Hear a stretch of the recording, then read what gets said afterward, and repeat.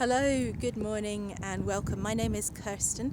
I'm a tour director here in Scotland, and I wanted to share with you this morning a place that I absolutely love. This is Portobello Beach, just on the edge of Edinburgh, about 3 miles from the city centre, and I'm very, very lucky in that I live just a few minutes walk from the beach here. It's a wonderful place, and it's been particularly well used over recent weeks as lockdown has started to ease up. The people of the city, as you can imagine, have been enjoying coming out here to come and sunbathe on a sunny day, and we've had quite a few of them as well over the last few months.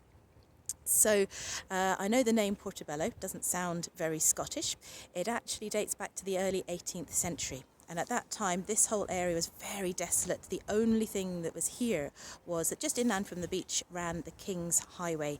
And that was the main road running from Edinburgh to London. And so this area, which was known as the Figot Winds at the time, was the first staging post on the way to London. And so people would stop here, and a very entrepreneurial man called George Hamilton set up a building here for people to stop. They could have a drink, they could stay. And he was also organising horse racing down on the beach here too. And he called his establishment Portobello Hut, and it was a promotional thing. He was claiming, at least, that he had fought in the Battle of Portobello in Panama. Whether he had or not, we don't really know for sure, but it seemed to attract visitors, the fact that he was claiming that he had done. Now, Portobello started to develop even more in the 1760s, when another very entrepreneurial man called William Jameson realised there were really good clay deposits here, and as this was the time that Edinburgh's new town was starting to develop, they were needing lots and lots of bricks, and so he started up a brickworks here. It was very successful and lasted for quite a number of decades. After that, it turned into a very successful pottery works, which lasted right through to the middle of the 20th century. And we still have, in the centre of Portobello, we still have a couple of the old historic kilns, the ovens from that time. So today Portobello is a really popular place to live. People absolutely love it. And it's very easy to access the city centre, of course, but at the same time we have our own wonderful community here. We have a lovely high street with lots and lots of nice little independent shops, so it's really, you've got everything here you could possibly need. And just so you know, the water behind me here, this is known as the Firth of Forth.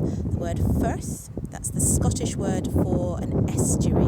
So this is where the River Forth is flowing out and becoming part of the North Sea out to the east of Scotland.